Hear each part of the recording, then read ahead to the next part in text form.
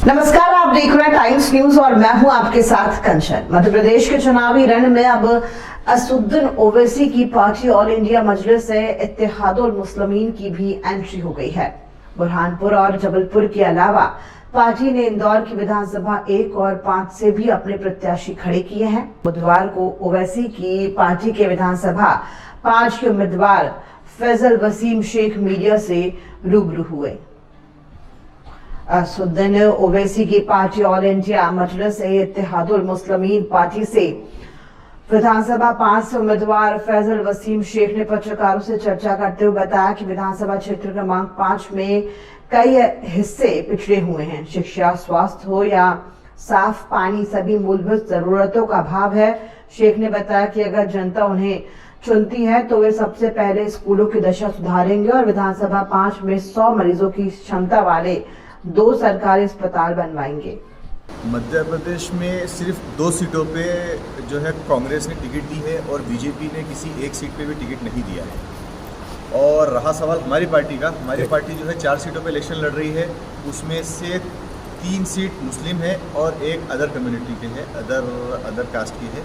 तो सेकुलरिज्म की जहाँ तक बात आती है, जो कांग्रेस पार्टी बोलती है कि कांग्रेस पार्टी सेकुलरिज्म का झंडा उठा के चलती है, तो कांग्रेस पार्टी का सेकुलरिज्म और हमारा सेकुलरिज्म कंपेयर किया जाए तो हमने 25% मुस्लिम कम्युनिटी के अलावा दूसरी कम्युनिटी को इलेक्शन लड़ने की जिम्मेदारी दी है।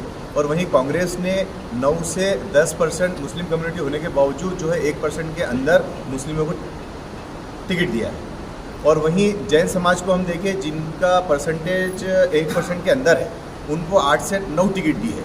तो ये सेकुलरिज्म सबको दिखाई देता है और इस सेकुलरिज्म को इम्प्रूव करने के लिए ये सेकुलरिज्म कांग्रेस भी नहीं कर पाएगी और बीजेपी नहीं कर पाएगी। सेकुलरिज्म को अगर स्ट्रॉन्ग करना है, हमारे देश को अगर सेकुलर रखना है, तो उसके लिए MIM जैसे थर्ड ऑप्शन का आना बहुत ज़रूरी है।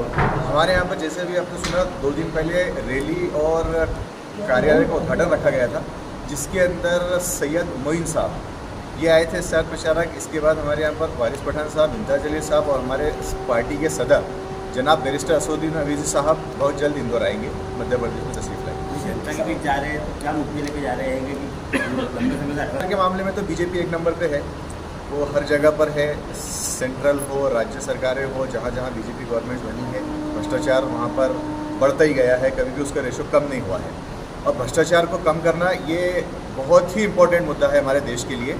और भ्रष्टाचार के अलावा जो देश में नफ़रतें फैलाई जा रही है, उस नफ़रतों को मोहब्बतों में बदलने के लिए हमारी पार्टी यहाँ पर काम करेगी। 4 में 5 नंबर और 5 नंबर से मैं लड़ रहा हूँ। वैसा चाहिए। मुझे क्या कहना है कि राष्ट्र के नारे नहीं लगाता है ना, हिंदूवादी के नारे लगाता है, तो मैं उनके वहाँ पर वोट लेने नहीं जाती, जबकि वो महापौर रही है, तो कम नागरिक है इंदौर की। तो ऐसे में मुस्लिम मोहम्मद कितना उनका सपोर्ट करेगा?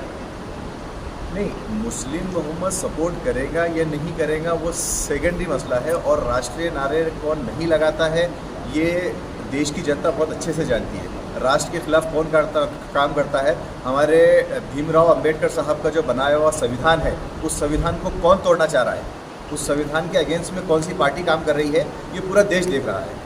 तो इसमें अल्फाजों को और करनी और कथनी जिसे कहते हैं, वो दोनों में बहुत डिफरेंस है। तो हम जो है करनी पे विश्वास रखते हैं, कथनी जो जिसे बोलेंगे कि हम लोग जो करते हैं वही बोलते हैं, वही करते हैं। नफरतों को दूर करने के नाम पे लड़ रहे हैं। और जो एजुकेशन का कंसेप्ट है, जो एजुकेशन हमारे क्षेत्र में, मैं तो विधानसभा नंबर 5 की बात करूँगा स्पेसिफिकली, तो वहाँ पर गवर्नमेंट स्कूलों की हालत बहुत ख़राब है। तो उन स्कूलों के अंदर उन स्कूलों की बेहतरी करूँगा, नई स्कूलों के ओपन करने के लिए, जहाँ पर हमारे गरीब तबका विधानसभा नंबर 5 में बहुत ज़्यादा है। मूसाखेड़ी है, आज़ाद नगर है, खजराना है, ये जो एरिया है यहाँ पर बच्चों को एजुकेशन नहीं मिल पाता है, जिसकी वजह से हमारा देश पीछे रह रहा है।